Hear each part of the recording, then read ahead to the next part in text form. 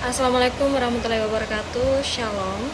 Perkenalkan saya Lala Oktakrain dengan NIM 2230642 dari Prodi S1 Keperawatan Sekolah Tinggi Ilmu Kesehatan Makassar. Baik, di sini saya akan menjelaskan mengenai sistem saraf. Nah, yang pertama, pengertian dari sistem saraf. Sistem saraf adalah sistem organ yang terdiri atas serabut saraf yang tersusun atas sel-sel saraf yang saling terhubung dan esensial untuk persepsi sensoris indrawi, aktivitas motorik volunter dan involunter organ atau jaringan tubuh, dan homeostasis berbagai proses fisiologis tubuh. Kemudian bagian-bagian dari sistem saraf. Yang pertama, ada saraf pusat. Nah, bagian ini berfungsi menerima informasi dari seluruh area tubuh. Kemudian sistem akan mengkoordinasikan semua informasi tersebut untuk menghasilkan respon tubuh. Lalu, di sistem saraf pusat yang pertama itu ada otak. Otak ibarat mesin pengendali utama yang bertugas untuk mengendalikan fungsi tubuh, termasuk sensasi, pikiran, gerakan, kesadaran, dan memori atau ingatan. Yang kedua, ada sumsum tulang belakang. Sumsum tulang belakang ini adalah organ yang terhubung langsung ke otak melalui batang otak dan mengalir sepanjang ruas tulang belakang. Organ ini berfungsi membawa informasi di otak dan sebaliknya. Kemudian yang ketiga ada neuron. Neuron sekelompok sel yang membangun sistem saraf pusat yang jumlahnya ada miliaran pada tubuh manusia. Semua sel ini berkomunikasi satu sama lain untuk menghasilkan respons dan tindakan fisik. Setelah sistem saraf pusat, ada juga sistem saraf tepi. Sistem saraf tepi terbagi menjadi sistem somatik dan otonom. Sistem saraf tepi terbagi lagi menjadi dua komponen, yaitu somatik dan otonom. Somatik melibatkan bagian yang dapat dikendalikan sesuka hati, dan otonom berfungsi untuk menjalankan tugas yang tidak kamu sadari, seperti memompa darah. Sistem somatik. Saraf ini terdiri atas serabut saraf perifer. Serabut saraf ini bertugas mengambil informasi sensorik atau sensasi dari organ perifer seperti kulit. Kemudian ada saraf otonom. Sistem saraf otonom adalah jaringan sel kompleks yang mengontrol keadaan internal tubuh. Berbeda dengan saraf somatik, saraf otonom mengatur fungsi-fungsi tubuh di luar kesadaran seseorang. Lalu, ada dua bagian dari saraf otonom, yaitu simpatik dan parasimpatik. Ini perbedaannya. Sistem simpatik bertugas membuat respons perlawanan dari dalam tubuh ketika ada ancaman dalam waktu cepat. Misalnya, ketika kamu sedang merasa takut atau gugup, saraf simpatik akan memicu respons dengan mempercepat detak jantung, memproduksi kelenjar keringat, meningkatkan pernapasan, dan lain-lain. Yang kedua, sistem parasimpatik bertugas membuat respons bertanggung jawab, menjaga fungsi tubuh, berjalan normal setelah munculnya ancaman. Jadi, ketika ancaman sudah berlalu, sistem ini mulai bekerja untuk memperlambat detak jantung, memperlambat pernapasan, mengurangi aliran darah ke otot, dan lain-lain. Kemudian, beberapa gangguan pada sistem saraf. Berbagai jenis penyakit saraf, beberapa gangguan yang mungkin terjadi, antara lain yang pertama ada meningitis. Meningitis atau radang selaput otak adalah salah satu jenis penyakit saraf yang kerap dialami seseorang, terutama pada bayi, anak-anak, dan remaja. Peradangan pada selaput otak ini umumnya disebabkan oleh infeksi virus atau bakteri, tetapi bisa juga terjadi akibat penyakit non-infeksi seperti alergi obat atau sarkoidosis. Penderita meningitis biasanya mengalami beberapa gejala seperti sakit kepala yang hebat, demam tinggi, dan leher kaku.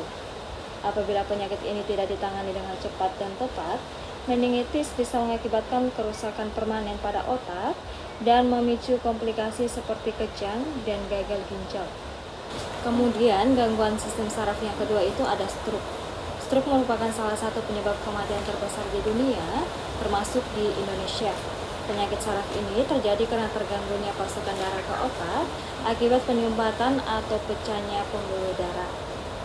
Kondisi ini menyebabkan jaringan otak tidak mendapatkan oksigen dan nutrisi yang cukup untuk menjalankan fungsinya dengan baik. Ketika sel-sel otak mulai rusak, penderita stroke dapat mengalami beberapa gejala seperti mati rasa pada wajah, kesulitan dalam berbicara, berjalan, dan melihat, sakit kepala yang hebat, bahkan kelumpuhan.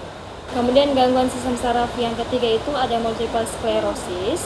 Penyakit sklerosis ganda atau multiple sclerosis adalah jenis penyakit saraf yang berisiko tinggi mengenai otak dan sumsum tulang belakang. Faktanya, penyakit saraf ini merupakan penyebab kecacatan paling umum pada orang-orang berusia 20-30 tahun. Multiple sclerosis bisa mempengaruhi penglihatan, gerakan lengan atau kaki, dan keseimbangan tubuh penderitanya. Gejala awal yang bisa dirasakan adalah kelelahan, kesemutan, mati rasa, penglihatan kabur, dan otot kaku. Penyebab multiple sclerosis sejauh ini belum diketahui secara pasti, namun penyakit ini diduga terjadi akibat penyakit autoimun. Dalam kasus ini, sistem kekebalan tubuh menyerang zat lemak yang melapisi saraf di otak dan sumsum tulang belakang. Kemudian gangguan sistem saraf yang keempat itu ada epilepsi.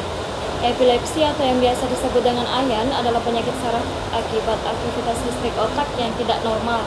Penyakit ini bisa menyebabkan penderita mengalami kejang yang berulang tanpa pemicu yang jelas. Kelainan pada aktivitas listrik otak bisa terjadi karena beberapa hal, antara lain trauma di kepala, gula darah yang sangat rendah, demam tinggi, dan pengaruh alkohol. Gejala kejang yang dialami penderita epilepsi biasanya berupa gerakan tangan atau kaki yang tak terkendali atau aneh dan berulang, kehilangan kesadaran, serta kebingungan. Kemudian cara mencegah gangguan pada sistem saraf. Yang pertama itu olahraga teratur. Tidak hanya mampu menjaga tubuh tetap fit dan bugar, olahraga yang dilakukan secara teratur juga ternyata dapat membantu mencegah berbagai gangguan saraf. Satu hal yang perlu diingat bahwa olahraga yang perlu kamu lakukan secara teratur bukanlah olahraga berat, melainkan olahraga ringan sekitar 10-15 menit setiap pagi dan sore hari. Bahkan sebenarnya kamu dapat memulainya dengan mengganti kebiasaan-kebiasaan kecilmu selama ini. Misalnya, jika kamu terbiasa berangkat ke kantor dengan menggunakan ojek online, kamu bisa mulai mempertimbangkan untuk menggantinya dengan pilihan transportasi lain yang memerlukan banyak gerakan jalan, seperti bus atau kereta. Lalu, cara mencegah gangguan pada sistem saraf yang kedua, hindari pekerjaan yang menuntut gerakan berulang. Pekerjaan yang menuntut kita melakukan gerakan berulang secara perlahan dapat memicu terjadinya gangguan saraf. Terlebih jika gerakan yang dilakukan adalah gerakan yang berat atau membuat tubuh berada dalam posisi yang tidak nyaman. Jika kamu memiliki pekerjaan yang mengharuskan untuk duduk dalam waktu lama misalnya, cobalah untuk beristirahat selama beberapa menit dan lakukan gerakan-gerakan peregangan sederhana. Kemudian cara mencegah gangguan sistem saraf yang ketiga, jaga berat badan ideal. Kelebihan berat badan dapat meningkatkan beban pada kaki dan memicu berbagai risiko penyakit kardiovaskuler. Orang dengan berat badan berlebih pun akan memiliki risiko terkena gangguan saraf lebih tinggi dibanding mereka yang memiliki berat badan ideal. Oleh karena itu, cobalah untuk mulai menjaga berat badan tetap ideal dengan menerapkan pola makan sehat rendah kalori. Kemudian cara mencegah gangguan pada sistem saraf yang terakhir ada hindari alkohol. Kebiasaan mengkonsumsi alkohol dapat meningkatkan risiko gangguan saraf. Hal ini dikarenakan alkohol dapat mengganggu penyerapan vitamin B yang baik untuk saraf dengan cara mendistraksi konsentrasi tubuh dalam menyerap vitamin B.